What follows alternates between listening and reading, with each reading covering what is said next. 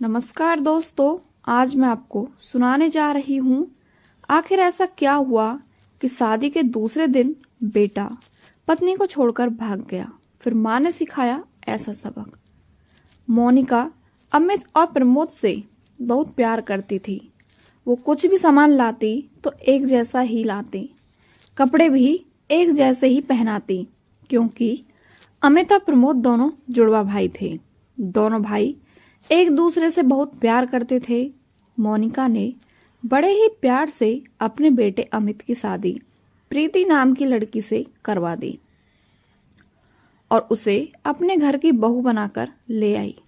लेकिन किस्मत को कुछ और ही मंजूर था, जिसके कारण शादी के अगले दिन किसी के कहने से पहले अमित चेक लेटर छोड़ कर हमेशा के लिए अपनी पत्नी और घर परिवार को छोड़कर वहां से चला जाता है।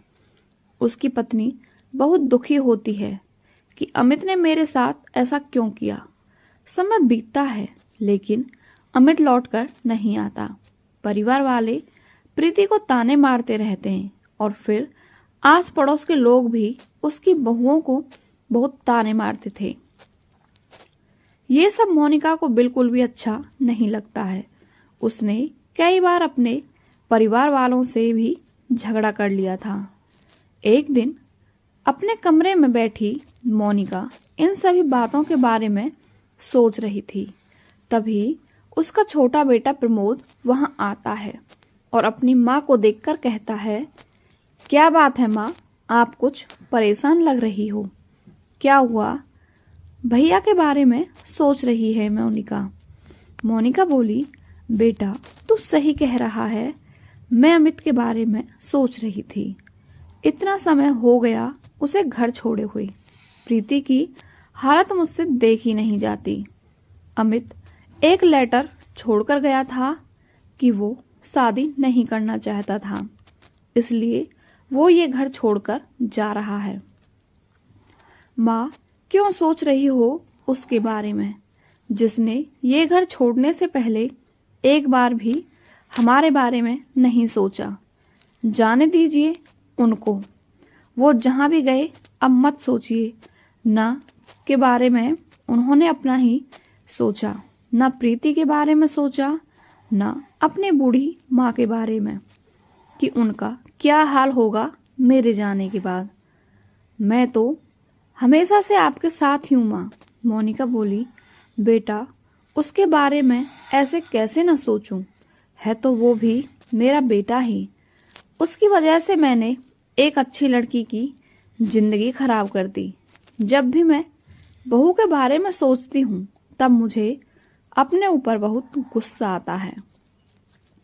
मैंने अपने नालायक बेटे की शादी उससे ना करवाई होती तो उसकी जिंदगी खराब नहीं हुई होती।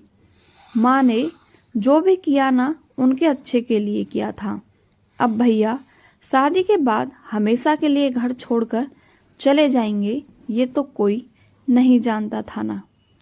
आपने जानबूझकर तो किसी की जिंदगी खराब नहीं की है ना।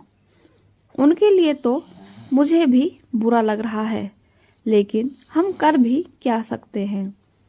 बात तो सही कह रहे हैं बेटा, अब तो अमित के लौटने की आस भी टूट रही है मेरी। लेकिन ये बात मैं अपनी बहू को कैसे बोलूं कि बहू अब तो अपने पति की वापसी की आस छोड़ दे। उसी के सहारे तो वो अपने दिन काट रही है। माँ अगर आपको मेरी बात ठीक लगे ना तो आप प्रीति को भी घर भेज दीजिए। वैसे भी जब भैया यहाँ पर हैं नहीं तो यहाँ क्या करेंगी। मोनिका और प्रमोद की सारी बातें कमरे के दरवाजे पर चाय की ट्रे लिए खड़ी प्रीति सुन रही होती है, जिसे सुनकर वो कमरे के अंदर आकर कहती है, माँ जी आप लोग मेरी चिंता मत करिए, मैं बिल्कुल ठीक हूँ और मैं अपने साथ हुए किसी भी केस का इल्जाम आप लोगों के ऊपर नहीं लगाऊंगी, ना ही आप लोगों का कोई दोष दे रही हूँ। लेकिन आप लोगों से हाथ जोड़कर प्रार्थना कर रही हूँ कि मुझे इसी घर में रहने दीजिए। हम तो तुझे तेरे घर वापस भेजने की बात कह रहे थे कि यहाँ रहकर तुझे आस पड़ोस के लोगों और परिवार वालों के बेवजह ताने सुनने पड़ रहे हैं। अपने घर जाएगी तो कम से कम ऐसे ताने तो नहीं सुनने पड़ेंगे।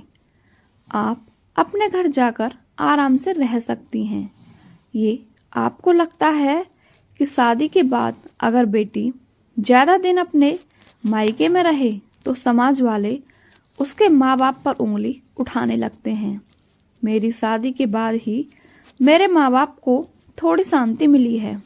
मैं उनकी शांति नहीं छीनना चाहती, इसलिए मैं यहीं रहूंगी और उनके वापस आने का इंतजार करूंगी। प्रीति इतना कहकर वहां से चली जाती है। उसकी बात सुनकर मोनिका और प्रमोद दोनों का मुंह बंद हो जाता है। ऐसे ही समय बीतता है। समय के साथ लोगों के तानों से परेशान होकर मोनिका अपनी बहू प्रीति के माँ बाप को अपने घर बुलाती है और उसको उनके साथ भेजने को बोलती है। माँ बाप दोनों मोनिका जी के सामने रोने लगते हैं कि हमारी बेटी की जिंदगी खराब हो गई, हमारी सारी जमा पूंजी भी खत्म हो गई है, अब हम क्या करेंगे। मोनिका जी कहती हैं कि आप उसकी दिक्कत मत लो, मेरे बेटे ने प्रीति की जिंदगी बर्बाद की है तो सही भी मैं ही करूंगी।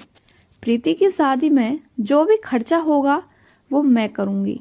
जब प्रीति को सारी बात पता चलती है तो वो रोने लगती है कि मुझे दूसरी शादी नहीं करनी, मैं इस घर को छोड़कर नहीं जाना चाहती। तब मोनिका जी कहती हैं कि मैं तुझे किसी और के घर नहीं भेजना चाहती हूँ। मैं तो बहुत ही किस्मत वाली हूँ कि मुझे तेरे जैसी बहू मिली है। मैं तुझे अपने से अलग नहीं कर सकती। अगर मैं तुझे अपने से दूर कर दूंगी तो मेरी आत्मा तेरे ही साथ चली जाएंगी, जो मैं हरगिज नहीं कर सकती। मैं अपने छोटे बेटे प्रमोद के साथ करवाने का फैसला करती हूँ। अपने सभी आस पड़ोस वालों के सामने मोनिका जैसे ही प्रीति और प्रमोद की शादी पूरी रीति रिवाज के साथ संपन्न करवाती है, तभी उसका बड़ा बेटा अमित वहां आ जाता है और अपनी पत्नी को अपने छोटे भाई के साथ शादी के जोड़े में देखकर उनसे कहता है, माँ आपने क्या किया, आपने मेरी पत्नी की शादी मेरे ही जुड़वा भाई से करवा दी।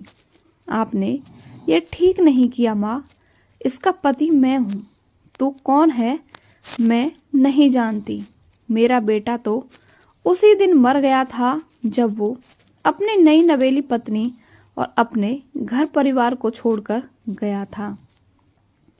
तुझे आज याद आ रहा है कि ये तेरी पत्नी है। उस दिन तू कहाँ था जब लोग तरह तरह के ताने मार रहे थे। माँ मुझसे बहुत बड़ी गलती हो गई, मुझे माफ कर दीजिए। मैं बहक गया था, लेकिन अब मुझे अपनी गलती का एहसास हो चुका है। प्रीति तुम मुझे माफ कर दो और तुम आज से मेरी पत्नी हैं। बस मैं प्रीति की नई शादी को नहीं मानता हूँ। अमित इतना कहकर प्रीति का हाथ पकड़कर अपने साथ ले जाने लगता है।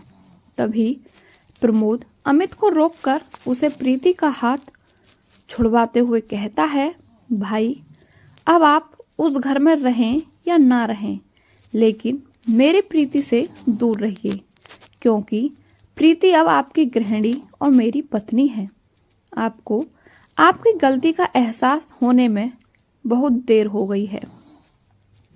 अमित के पास कोई जवाब नहीं होता। उसकी बातों से केवल उसका ही नहीं बल्कि मोहल्ले के सभी लोगों का मुंह बंद हो जाता है। जिसके बाद प्रीति अपने परिवार वालों के साथ अपने घर चली जाती है और उस दिन के बाद मोहल्ले से का कोई भी व्यक्ति मोनिका को उसकी बहू के जुड़वा पति होने का ना ही ताना मारता है और ना ही उसका मजाक उड़ाता है। मोनिका ने अपनी नई बहू का स्वागत बड़ी ही धूमधाम से किया और अमित को अपने किए पर बहुत पछतावा था, लेकिन अब कर भी क्या सकता था। अपनी जिंदगी खुद ही बर्बाद कर ली। आपको ये कहानी कैसी लगी हमें कमेंट करके अवश्य बताएं और यदि आप हमारे चैनल पर नए हैं तो चैनल को सब्सक्राइब करके बेल आइकन अवश्य प्रेस करें। आपका बहुत बहुत धन्यवाद।